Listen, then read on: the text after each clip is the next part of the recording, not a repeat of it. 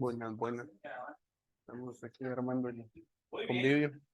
vamos a continuar con nuestro estudio de las religiones falsas, las sectas contrarias y diferentes a nuestra fe cristiana. El viernes pasado iniciamos hablando sobre la falsedad del mormonismo. Hoy vamos a hablar de lo contrario que es la doctrina del testigo de Jehová. Así que mucha atención, por favor. Henry, el tiempo es tuyo, ¿no? Gracias, Adelante. Paco. Bueno, buenas noches. Gracias ahí por su presencia y a cada uno de los que están aquí, a los que están en Zoom también. Antes de orar, solo quiero que recordemos un poquito la semana pasada hablamos de una frase, ¿se acuerdan? ¿Va? De no es lo mismo, pero es igual. De no son, pareciera que no son tan diferentes a nosotros, pero que cuando nos enfocamos en entender realmente lo que ellos entendían por los conceptos, nos dábamos cuenta que se empezaban a desviar. Y fíjense ustedes que hay un principio básico a la hora de interpretar la Biblia, y hoy quiero enfatizar precisamente sobre eso. El principio es: un texto sin contexto se convierte en un pretexto. Se los vuelvo a decir, dice: un texto sin contexto se convierte en un pretexto.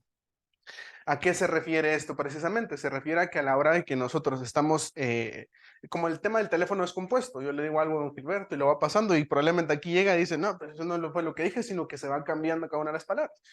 Entonces, a la hora de hablar de esto, a la hora de estudiar la palabra de Dios, es que nosotros no podemos tomar un verso sin tomar en cuenta el propósito del libro, qué dice antes del texto, qué dice después, qué dice en el libro, cuál es la razón en el libro, en qué sección está ubicado el libro. Por ejemplo, si leyéramos algo de un evangelio, entenderíamos por qué lo escriben así. Después nos iríamos a si están en el Nuevo o Antiguo Testamento y después lo comprenderíamos a la luz de toda la palabra. ¿Ya? Entonces, a la hora de que nosotros estamos estudiando un texto, no podemos dar una opinión acerca de un texto simplemente porque sí. De hecho, yo recuerdo que una vez en el seminario nos enseñaron una cosa en las primeras clases y me dijeron: si usted quiere dar siquiera una opinión de un texto, tiene que leer lo mínimo en 6 versiones. Y decían esto porque, es decir, si no dominan el idioma griego o hebreo, los idiomas originales en los que fue escrito la Biblia, por lo menos léanlo en versiones diferentes y se van a dar cuenta que tal vez en alguna versión lo tradujeron de otra forma, pero tiene una razón de ser, de por qué lo tradujeron. Esa palabra específica lo tradujeron de otra forma. Entonces imagínense, solo para dar una opinión, ni siquiera una interpretación, solo una opinión de un texto. Y precisamente centro la idea hoy en: un texto sin contexto se convierte en un pretexto, porque muchas de las ideas de los testigos de Jehová van a partir sobre eso, porque si se acuerdan, con los mormones recordábamos que, pues en este caso, Smith había tenido una visión de Dios, que se le había aparecido Dios y Dios hijo, pero con los testigos de Jehová eso no va a pasar, sino lo que va a suceder es que ellos van a hacer su propia interpretación. Entonces, antes de entrar a ver un poquito acerca de la historia de ellos, de quiénes son y cómo pues van tomando ciertos textos con pretexto, vamos a ir viendo a la luz de eso, pero sobre todo pues reafirmando nuestra fe en el Señor. ¿Les parece? ¿Qué tal si oramos? Padre, te honramos, te exaltamos, porque eres bueno, porque nos permites estar reunidos y al final, Señor, es una muestra de tu misericordia sobre nuestras vidas. Gracias por cada uno de los presentes y por los que no están. Los bendecimos a la distancia, Señor, que tú seas el centro de cada una de su vida y que lo que hoy, Señor, aprendamos nos pueda ayudar a reafirmar nuestra fe, a tener la plena seguridad de que lo que hemos creído es la verdad. Te honramos, Padre, y te exaltamos en el nombre de Cristo Jesús. Amén y amén. Entonces les decía otra vez: un texto sin contexto entonces se convierte en un pretexto. Eso es un principio básico, les decía, para a la hora de interpretación. Y sobre esa premisa partimos en el tema de la fe cristiana versus los testigos de Jehová. Pues veamos un poquito acerca de su historia. En cuanto a ellos, sus orígenes los tuvieron en Pensilvania en 1870. Hay un señor, se llamaba Charles Russell, quien él inicia un estudio bíblico, y el estudio bíblico él lo llamó el estudio bíblico del amanecer milenial. Así es como él llamó su estudio bíblico. De hecho, dice que cuando él tenía más o menos 18 años, empieza a tener un acercamiento con los adventistas, pero empieza a chocar con las ideas porque dice que para él no coincide la idea, o no pueden siquiera existir en su mente el hecho de que exista un infierno y que tengamos un Dios misericordioso. Porque ¿cómo es posible de que un Dios misericordioso tenga un lugar de castigo para los seres humanos? Entonces ahí él empieza a tener ciertas confrontaciones a través de lo que él está estudiando. Él no parte de que tuvo una, como les decía, no tuvo una visión, sino a la hora de estar estudiando, empieza a tener esas ideas. Y sus seguidores se conocen como estudiantes de la Biblia. Si se dan cuenta, todo parece ir muy bien. Después de todo esto, él se da cuenta o empieza a chocar con las ideas que les decía y él empieza a darse cuenta de que, o él se empieza a considerar a sí mismo como alguien que tiene que restaurar toda la Biblia, que alguien que tiene que restaurar el Nuevo Testamento, porque el Nuevo Testamento ha sido mal traducido, primera, y que lo que más ha hecho daño a la iglesia han sido los credos. Entonces, a partir de ahí, él rechaza todos los credos y empieza con un tema de poder escribir varias cosas sobre él. Y escriben 6 volúmenes de lo que se conoce como el Amanecer Milenial, que básicamente es lo que utilizan los testigos de Jehová como su doctrina básica. Son 7 tomos, pero el séptimo lo va a escribir alguien más unos años más adelante. Pero él va a escribir 6. Entonces él empieza a escribir acerca de todas estas ideas, rechazando cuestiones importantes para nosotros. ¿Qué cuestiones específicamente para nosotros? Él rechaza el castigo eterno, la Trinidad, la deidad de Cristo y la existencia del Espíritu Santo. Entonces, a la hora de él estar estudiando la Biblia, dice, no, esto no es así, entonces yo lo tengo que cambiar. Entonces, otra vez, un texto sin contexto se volvió entonces un pretexto para cambiar la Biblia y negar lo que por muchos años, en este caso en el tema de los credos, en el tema de la Trinidad, que vamos a ver un poquito más adelante, él empieza a negar todo esto, dice, no, esto no es correcto, esto no debe ser ahí. Y otra vez, lo que he repetido, él precisamente no tuvo una visión. Él simplemente llegó a su conclusión luego de estudiar la Biblia de que todo lo que le habían enseñado, y precisamente empieza a chocar con estas ideas, era incorrecto. Así es como empieza a partir el tema de los testigos de Jehová.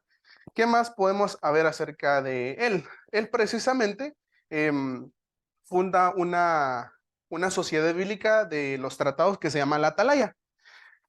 Cuando ustedes van a diferentes lugares, de hecho cuando pasan en la calle se van a dar cuenta que hay como unos pequeños muebles que ellos colocan ahí para que cuando la gente pase en las esquinas se pueda llevar los tratados y colocan muchos libros o muchos de tratados que ellos están repartiendo constantemente. De hecho, ellos han impreso más de 16 millones de estos tratados para repartir. O sea, sí han metido mucho en el tema económico, en el tema de imprimir, y la sociedad bíblica que él funda es la que se encarga de hacer estos textos. Esta sociedad es fundamental para ellos. ¿Por qué? Porque solo se puede creer lo que la sociedad de la Atalaya publica. Si la Atalaya no lo publicó, no lo deben creer. Incluso cuando, digamos, para las personas que han tenido una inmersión con ellos, se dan cuenta precisamente de que a la hora de que usted tenga alguna duda, tiene que ir y buscar lo que los escritores de la Atalaya han dicho. Y dentro de sus creencias se dice también que solo ellos tienen la verdad para poder traducir, que nadie más puede traducir la Biblia. Y si ellos no lo tradujeron, entonces no es verdad. Por eso la sociedad de la Atalaya es muy importante para ellos. Es fundada en 1881 y se convierte en Sociedad Bíblica de la Atalaya, ahí cambia su nombre, en 1886. Les mencionaba que alguien más escribió el séptimo tomo y este señor es un juez que se llama Rutherford y él va a escribir el último capítulo o la séptima sección del Amanecer Milenial y esto fue en 1917 y ahí con eso se completó toda su doctrina. Entonces es bien interesante porque si se dan cuenta en el caso de ellos van a partir acerca de su propia interpretación de la Biblia. Y a la luz de eso es que ellos van a empezar a conducir a las personas que deciden creer en los testigos de Jehová. Algo particular de ellos, y lo estaba hablando con William hace ratos, es que si algo que nosotros podemos resaltar en el tema de la atalaya, que se dedica a imprimir y a hacer tratados y a publicar un montón de cosas, es bien curioso porque dice que no hay personas tan apasionadas en algún punto en el tema del evangelismo como los testigos de Jehová, incluso más que los mormones. Ellos creen firmemente en el tema del evangelismo a puerta por puerta. Entonces ellos lo siguen haciendo hoy y siguen siendo fieles a eso y son muy apasionados en eso y muy insistentes en eso. Entonces es una característica bien curiosa de ellos. No necesariamente es porque estén enseñando la verdad, pero sería curioso que también los cristianos tuviéramos eso de poder evangelizar como ellos lo hacen, porque decimos nosotros, si nosotros hemos entendido que tenemos la verdad y que hemos creído y que es correcto lo que hemos creído, sería interesante que lo compartamos más porque ellos, a nosotros decimos, bueno, pero lo que ellos creen no es cierto, sí, pero lo comparten más que nosotros. Entonces, eso es un reto bastante interesante para nosotros. Pero veamos algunos puntos claves entonces acerca de ellos, porque no es parte de su historia. Lo primero es que ellos no creen en la Trinidad, igual que los mormones, tampoco ellos creen en la Trinidad, porque dicen que los cristianos o los que creen en la Trinidad, eh, precisamente son politeístas. Ellos no creen en la Trinidad primero porque dice que no se encuentra la Trinidad o la palabra Trinidad no se encuentra en la Biblia. Y como no se encuentra en la Biblia, por lo tanto es imposible para ellos creer en la Trinidad. Esto lo basan precisamente en el verso de Isaías 46:9. Entonces, si alguien me quiere ayudar a leerlo, por favor. Aquí lo pueden ver. Creo que está en la siguiente. ¿Sí? Acordados de las cosas pasadas desde los tiempos antiguos, porque yo soy Dios y no hay otro Dios y nada hay semejante a mí. Gracias. Este verso es el que ellos utilizan como base para decir, no hay Trinidad. No hay otro Dios porque solo hay uno. Eso es lo que dice el verso, dice no hay otro Dios. Entonces, como ahí dice que no hay otro Dios, solo hay uno, desde la creencia de ellos. Y de hecho, utilizan las palabras con las que se escribe Dios ahí precisamente, de ahí donde parte su nombre, el nombre de Jehová, porque como ahí dicen ellos que es la traducción que ellos han comprendido, que es la más fidedigna según su perspectiva, y por eso ellos se llaman los testigos de Jehová.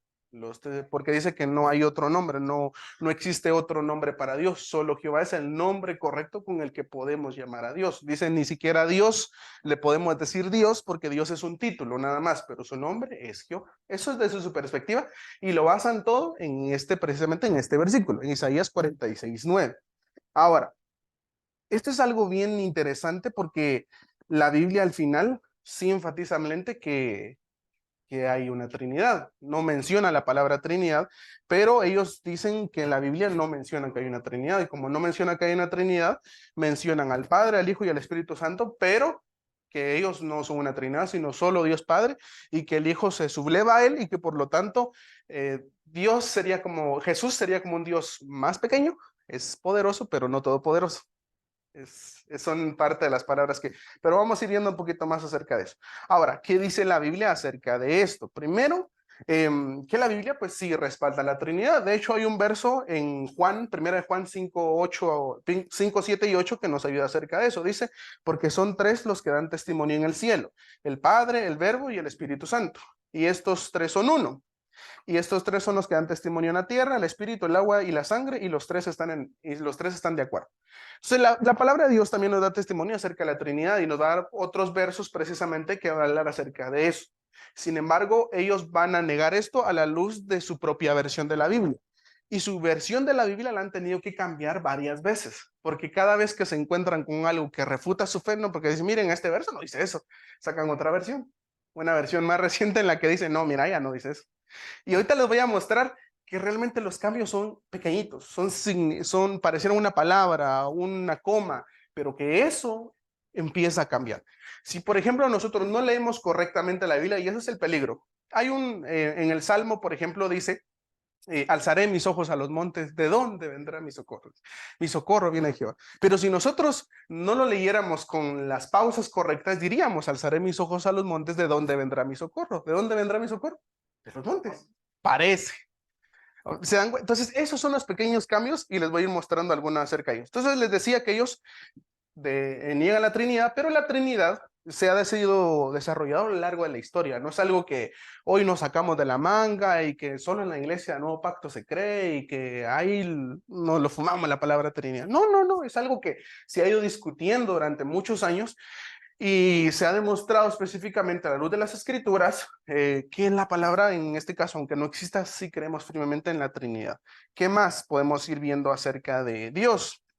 Es que precisamente en el caso de Dios, nosotros vamos a ir viendo que les decía que ellos creen que Jehová es la única forma correcta de llamarlo. Esa es la única forma. ¿Ya? Eso basado en Isaías 43:9.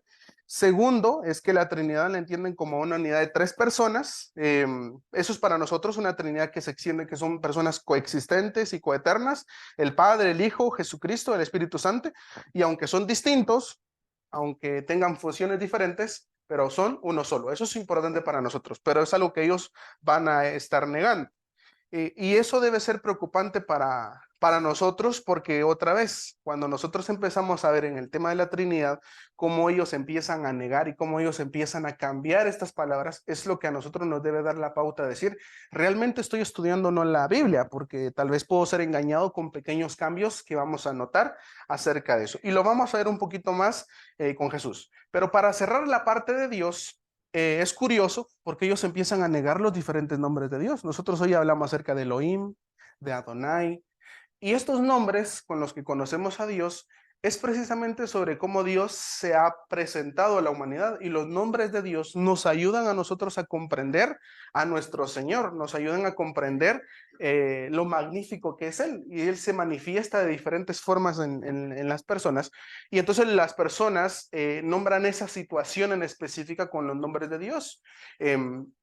Y de hecho hay un libro que se llama Los 21 Nombres de Dios y empieza a explicar mucho acerca de los nombres de Dios, y uno dice, qué genial, cómo Dios empieza a manifestar en la vida del ser humano, pero eso no está diciendo que solo hay un Dios en el aspecto de que se niega a Cristo y que se niega al Espíritu Santo. No, ellos coexisten eternamente y hay una armonía perfecta en los tres.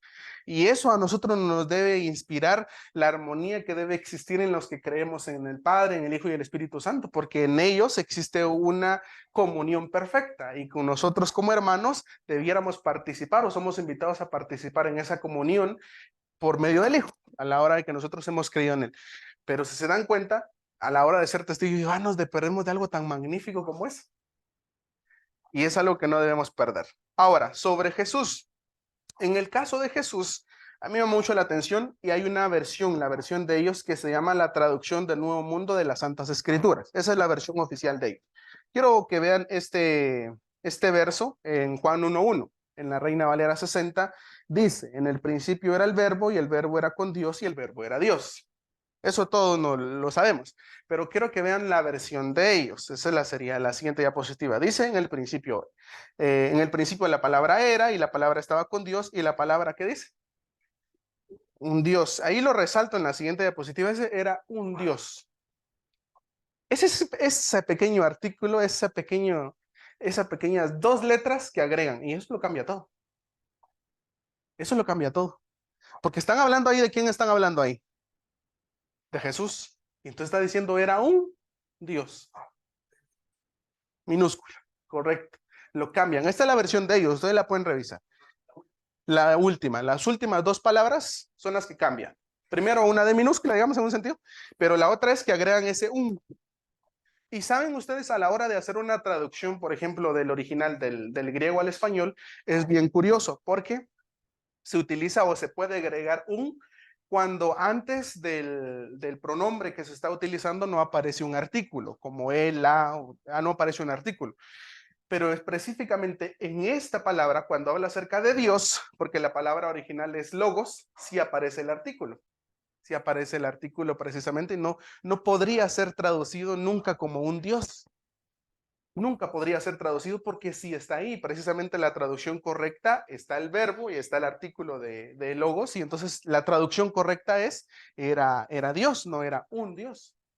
Entonces, lo que están haciendo es que están negando la palabra de Dios, incluso con la traducción misma, yendo al original, digamos, ellos también niegan esa concepción, y lo que hacen otra vez es formar su propia versión.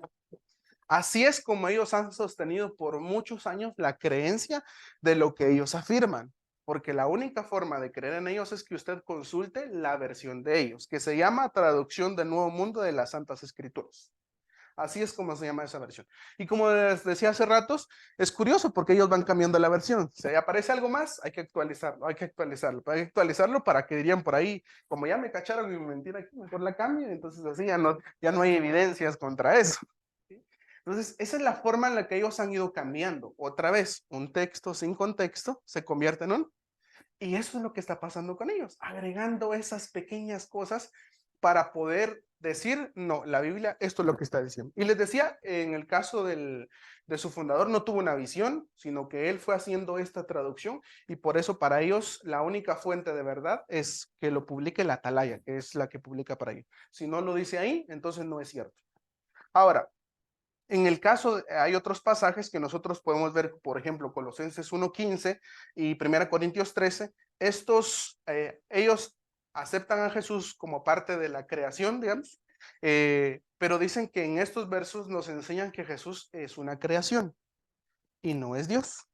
Y que en estos versos nos muestra que como Jesús se somete al Padre, por lo tanto Jesús es alguien creado. Y de hecho para ellos Jesús es el arcángel Miguel en su forma preencarnada. Ese es Jesús para ellos, el arcángel Miguel. Cuando Jesús vino, nosotros entendemos que Jesús cuando se encarna en la tierra, pasan los años, él muere en la cruz y resucita al tercer día, y es algo que nosotros tenemos claramente. Pero ellos dicen que no, que primero que es la preencarnación de Miguel, segundo, que cuando Jesús murió, él no resucitó, por lo menos no físicamente, sino solo espiritualmente. Y saben, esta es una de las herejías más grandes que ha existido a lo largo de la historia en contra de la deidad de Cristo. Pero ellos afirman eso, de que Jesús otra vez no resucitó en cuerpo, solo resucitó ¿en qué? Espiritualmente. ¿Por qué ellos mencionan eso? Porque dicen que si en el caso de la muerte, de la resurrección, hubiese sido de esa manera, entonces lo que sucedería es que la resurrección no tendría validez, porque Jesús hubiera resucitado en carne. Pero cuando ustedes van al pasaje, cuando ustedes estudian la palabra del Señor, dice que Jesús sí aparece. De hecho, ¿se acuerdan de que había un discípulo que decía, nah, no creí, no resucitó Jesús? ¿Cómo se llama? Tomás. ¿Y qué le dice Jesús a Tomás? Que meta el dedo aquí en la mano y que lo mira. Así es cierto, no te estoy mintiendo. Y eso es bien curioso porque hay evidencias históricas, hay evidencias en la Biblia, hay evidencia, por ejemplo, de diferentes autores que van a hablar acerca de Jesús, y pues, van a haber muchas evidencias acerca de la resurrección de Cristo. Y ellos empiezan a negar cada una de estas evidencias para poder decir, no, hombre, Jesús no resucitó, por lo menos no de manera física, sino solo espiritual. Eso es lo que ellos empiezan a afirmar. Si se dan cuenta, ahí empiezan las desviaciones para con ellos. Por lo mismo, les mencionaba, si Jesús hubiera resucitado con un cuerpo carnal, habría anulado el valor de ese sacrificio. Sin embargo, eso no fue lo que sucedió. Esas son las palabras de los testigos de Jehová. ¿Qué nos dice la Biblia para nosotros? Es que Jesús sí es Dios. Precisamente Jesús lo vamos a entender que Jesús no es un ángel. Eso es una cuestión importante, eso lo vamos a encontrar en Hebreos, lo vimos incluso la semana pasada. Jesús no es un ángel. De hecho, cuando se habla acerca de Jesús en Hebreos, se dice que los ángeles están por debajo del Hijo. En este caso, no están diciendo que él es un ángel, que es un arcángel, no, él es superior en todo aspecto a los ángeles. Y eso menciona Hebreos. Entonces, sería otra vez cambiar la versión para que encaje la versión de ellos para poder ir entendiendo. Pero en el caso de Jesús nos va a ayudar en Juan 8:58, dice que antes que Abraham fuese, yo soy. Y lo vimos igual la semana pasada, ¿se acuerdan? Que esa referencia que mencionaba acerca de cuando se encuentra con Moisés Dios y dice el yo soy. Y precisamente Jesús está hablando acerca de eso. ¿Qué otro verso vamos a poder encontrar de que Jesús no es un ángel, sino es Dios? Dice el yo y el Padre, uno somos, en Juan 10:30. En Juan 12:45 dice el que me ve a mí, ve al que me envió. Ven esa unidad que existe entre ellos. Y también en Juan 12:45, perdón, en Colosenses 1:16, tengo mal la cita, dice, porque en él fueron creadas todas las cosas que hay en los cielos y en la tierra, visibles e invisibles, sean tronos, sean dominios, sean principados, sean potestades, todo fue creado por medio de él y para él. Entonces, él no es parte de la creación porque él fue creado, no, él es el que sostiene la creación. ¿Ven la diferencia que existe entre eso? Es decir, porque Jesús es, por él es que existe una creación. Él es el que sostiene la creación y él es antes de la creación. Él no fue un ser creado. Es más, él coexistía eternamente con el Padre y con el Espíritu Santo antes de que siquiera nosotros pudiéramos existir, antes de que ni siquiera nosotros pudiéramos estar. Él ya estaba presente con el Padre. Y eso es importante para nosotros. Ahora, cuando se introduce específicamente en el caso de Hebreos, introduce en el verso 1:6 dice, y otra vez cuando introduce al primogénito en el mundo dice, adórenle todos los ángeles de Dios. Eso lo dice acerca de Jesús. Eso es importante para nosotros. Ahora, Pasemos a otra sección. Ya vimos en la parte de Jesús, lo que ellos creen, que creen que es el arcángel Miguel, y van a negar acerca de eso. Pero también vamos a tener acerca del Espíritu Santo. ¿Qué dicen ellos acerca del Espíritu Santo? Primero, que para ellos el Espíritu Santo no es una persona en sí, sino es una fuerza. Ahí dirán puro Star Wars. La fuerza, pues algo así es lo que ven ellos, porque dice que es la fuerza sobre la que Dios actúa, sobre la que hace sus dominios, hace su voluntad, pero que no es una persona en sí mismo, solo es una fuerza que Dios mismo utiliza, pero que no es una persona. Eso es lo que ellos creen. Otra vez, si se dan cuenta, no es que nieguen que el Espíritu Santo no existe, o que no, ellos dicen sí existe, pero no es una persona, es un algo, no es un alguien, él es una cosa que Dios utiliza, una fuerza específicamente, pero que no es una persona. Entonces ahí otra vez ellos empiezan a separar el tema de la Trinidad. ¿Qué más? Hablan acerca del Espíritu Santo, entonces es una fuerza que es controlada por Jehová y que emplea para llevar a cabo sus propósitos divinos. Eso es lo que ellos están pensando acerca del Espíritu Santo.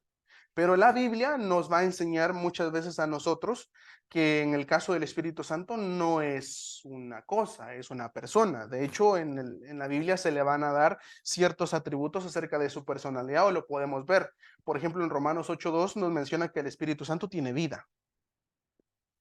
En 1 Corintios 12:11 nos muestra que tiene una voluntad, que es omnisciente, que es eterno, nos dice Hebreos 9:14, y es omnipresente, según el Salmo 139.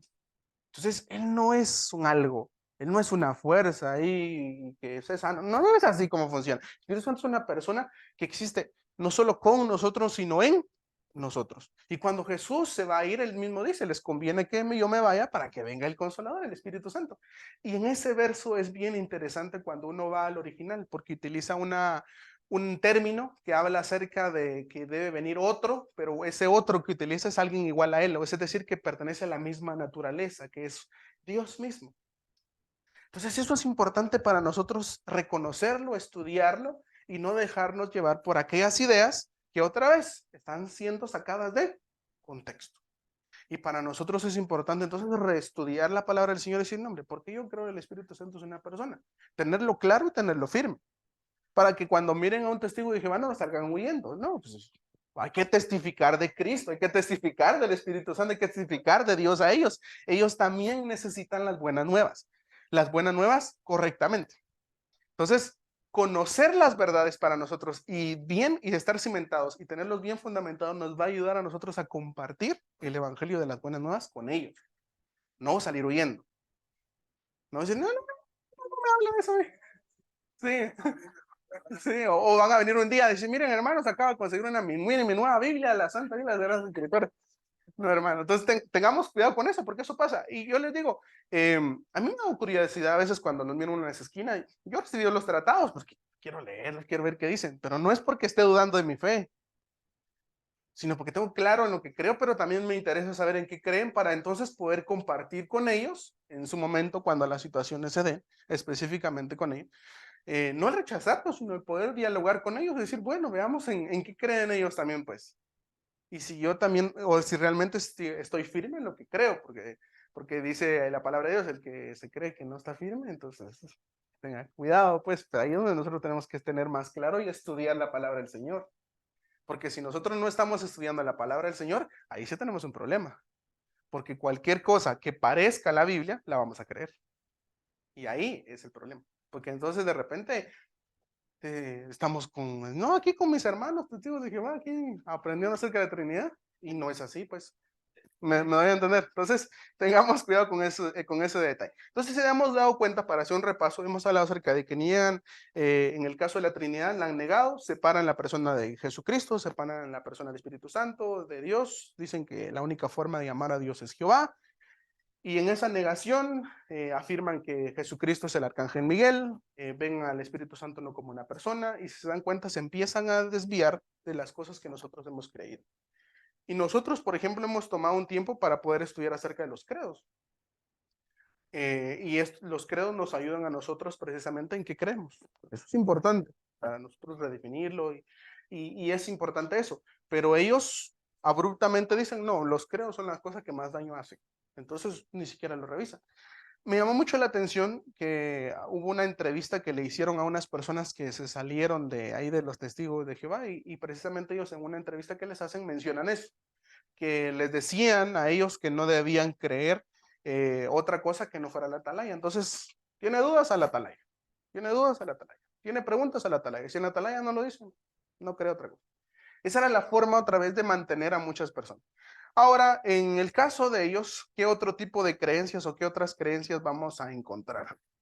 Les decía que ellos practican el ministerio de puerta en puerta, lo practican mucho, siempre van cargando sus tratados, sus libros, e invierten mucho económicamente en eso y vamos a ver un poquito de cantidades exorbitantes que ellos manejan, tienen muchas propiedades y han hecho una construcción que les voy a enseñar al final bien curiosa y bien enorme lo que han invertido en ese tema.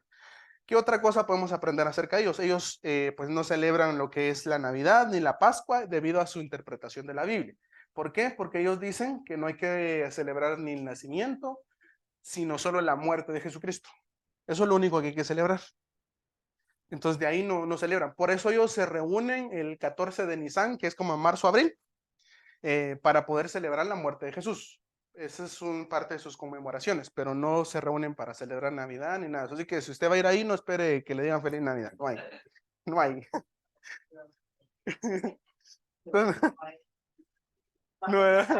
No hay convivio. No hay. Entonces, porque ellos obviamente, como decíamos, niegan todo eso.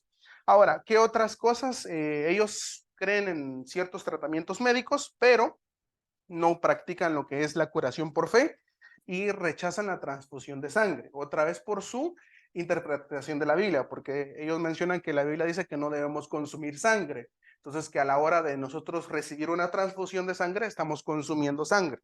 Por lo mismo, la transfusión de sangre prohibida. ¿Ya? Entonces sí aceptan ciertos tratamientos médicos, pero no el tema de la transfusión de sangre, eso sí está prohibido en el tema, es algo bien enfático y es algo bien particular de ellos, ¿sí? El tema este. Ajá, que no les pueden poner sangre, sí, porque digamos, si alguno de ellos quedara en un accidente y quedara inconsciente, la placa en la que, como usted menciona, usted no les puede ayudar en ese sentido y se metería un grave problema con ellos porque ellos otra vez no creen en ese tema.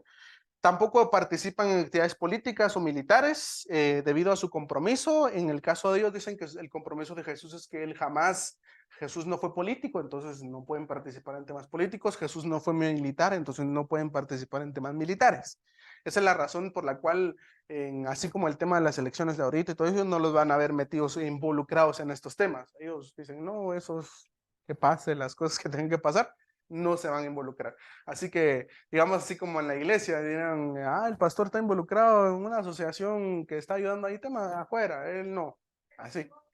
Sí, pero digamos, ellos no participan en el tema de involucrarse así como en temas conflicto, en temas, así como en el caso de los militares, ellos no van a tomar las armas. O sea, podrían decir, bueno, en Guatemala hay servicio militar obligatorio, van a tener que ingresar, pero ellos van a evitar tomar las armas, ¿no? Hasta donde sea la cuestión. Entonces ellos sí van a evitar todo ese tema de conflicto político, ellos lo van a evitar, lo van a evitar. No, ni en huelga, nada de eso, no apoyan nada de eso. Así que como, si se dan cuenta, por lo menos en el tema de los mormones, en el tema de aborto, ellos sí se involucraban, pero los testigos de Jehová no. Ellos sí neutrales en todo ese aspecto. No se involucran en nada de eso. Como les digo, no los van a ver. Puede ser que haya alguno ahí rezagado, pero la mayoría de ellos, digamos, los que son fieles a eso, no se van a meter porque es parte fundamental de sus creencias. ¿Qué más? Ellos, de hecho, no consideran la cruz del cristianismo como un símbolo porque ellos interpretan que Jesús murió en una simple estaca y no en una cruz. Entonces la cruz para ellos no es un símbolo importante. Eh, ellos verían como sacrilegio que nosotros tengamos una cruz aquí porque dicen, no, habría que poner una estaca aquí, pero no una cruz. Otra vez, es su forma de interpretar las escrituras. Y ahí es donde ellos tienen sus creencias. ¿Qué otro tipo de cosas vamos a aprender acerca de ellos? Se reúnen, o los lugares donde ellos se reúnen se llaman los lugares de reunión se llaman salones de reino, porque dice que las iglesias están muy asociados a estructuras religiosas, sistemas jerárquicos, entonces dicen, no, no, nosotros no nos vamos a llamar iglesias, sino salones de reino. Así es como ellos se llaman los lugares donde ellos se reúnen. No tienen un clero pagado, es decir, no hay alguien que reciba dinero, sino mucho del tema es voluntariado. Entonces los ministros o los líderes no reciben de ninguna forma, no tienen a nadie así, sino ellos tienen el tema de las donaciones, tienen prohibido el tema del diezmo, no, no hay diezmo, sin embargo, específicamente tampoco hacen o reúnen ofrendas, pero dicen que sí hay en las iglesias, hay cajas donde usted puede hacer donaciones, pero nunca le van a pedir ofrenda como tal, porque ellos no, no creen en eso. Y les quería contar que ellos tenían muchas propiedades en Brooklyn y una de las propiedades más antiguas que la tuvieron por más de un siglo, todavía no, regresamos, que les quería contar antes de que vieran eso, es que es que en Brooklyn tenían más de 30 propiedades, si no mal recuerdo, y una de las propiedades más grandes que estaban vendiendo, que era el edificio más antiguo, y es muy conocido porque decía, tenía el nombre de los testigos de Jehová, y fue vendido aproximadamente por $1.000 millones. Eso es lo que estaban pidiendo en el 2016, lo lograron vender en el 2018. No precisamente porque ellos lo hayan pedido, sino porque la gente que se dedicara a bienes inmuebles decía, es lo mínimo que les podrían dar por esa propiedad, $1.000 millones. Y tenían más de 30 propiedades que vendieron en Nueva York, en la parte de Brooklyn, y se fueron a otra región. Esta región, ahora sí, precisamente en Warwick, está como a una hora más o menos de Nueva York, y construyeron ese complejo. Vendieron el otro por $1.000 millones y construyeron este. Y ahí trasladaron todas sus oficinas porque dice que en Brooklyn las tenían separadas, aquí las unificaron y les quiero mostrar. Hay otra imagen donde van a aparecer con números. Solo es para que vean, miren, imagínense, ellos tienen un taller de reparación de vehículos, tienen el estacionamiento para visitantes, edificio de mantenimiento, estacionamiento de residentes, tienen viviendas desde las 4 a las 7 y el edificio de oficinas y servicios de la familia de Betel que está en el 8. Esa es la construcción que recién hicieron. Las imágenes que uno puede notar, porque la mayoría de estas cosas lo tienen ellos publicados en su sitio web, y vamos a notar que en el tema de los lujos o lo que gastaron para esto no, no se lo dejaron, no se ahorraron nada, pero mucho del dinero que ellos utilizan es precisamente para las publicaciones que hacen. Por eso les mencionaba los libros que vamos a encontrar en las esquinas. Algunos sí se pagan, sí los venden, pero dice que es el costo mínimo y de esa forma han logrado sostener, pero el resto, digamos, de dinero lo reciben mucho a un tema de donaciones y otra vez se han vendido mucho de sus inmuebles, cantidades bastante, bastante altas y el complejo, miren, está bastante, la verdad es que está bastante bonito, eso sí hay que admitirlo, está bastante bonito, está bastante completo, miren, tiene un bosque ahí alrededor. Que nos donen un saloncito. Que nos den un saloncito ahí, que, como, que se vayan ahí a ese y que nos dejen uno de los que tienen por ahí. Entonces, el de San Lucas, eso está bonito ahí. De veras, el de San Lucas, eso está bien interesante. Yo solo lo he visto por fuera, porque los días que se reúnen, como tiene dos entradas, tienen la de enfrente y tienen la de atrás, y en la de atrás se mira más cercano y lo tienen bien cuidado, todo eso, y son similares a esto. Entonces, para ir concluyendo todo lo que hemos hablado, el tema de los testigos de Jehová, hablábamos acerca de entonces la base fundamental o un principio para interpretar es un texto sin contexto se convierte en un pretexto. Y eso es precisamente lo que ellos han hecho con el tema de ir interpretando las escrituras a su manera, a su antojo, para que pueda encajar. Entonces, por eso existen muchas versiones de eso. Tenemos que tener cuidado otra vez para nosotros, lo vimos igual con el tema de los testigos de Jehová, el interpretar correctamente la palabra de Dios.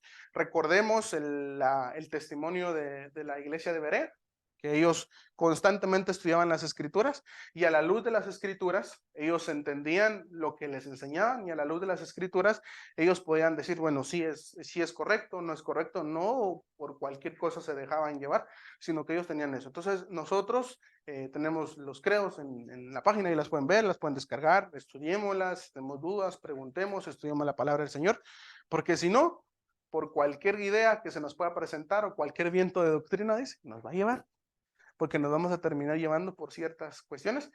Eso no implica, como les mencionaba, tener miedo, sino que estemos seguros para que también nosotros podamos compartir lo que hemos creído, para que compartamos de Cristo, porque ellos también necesitan conocer al Salvador. ellos también necesitan ser evangelizados. Y entonces no tengamos temor en ese sentido, sino seamos conscientes para poder prepararnos, para poder compartir con de nuevo la palabra del Señor. Así que gracias por hoy. Hoy vamos a abrir la sección de preguntas. No sé si alguien tiene alguna. La liturgia, pues. La liturgia de ellos igual no es muy diferente a la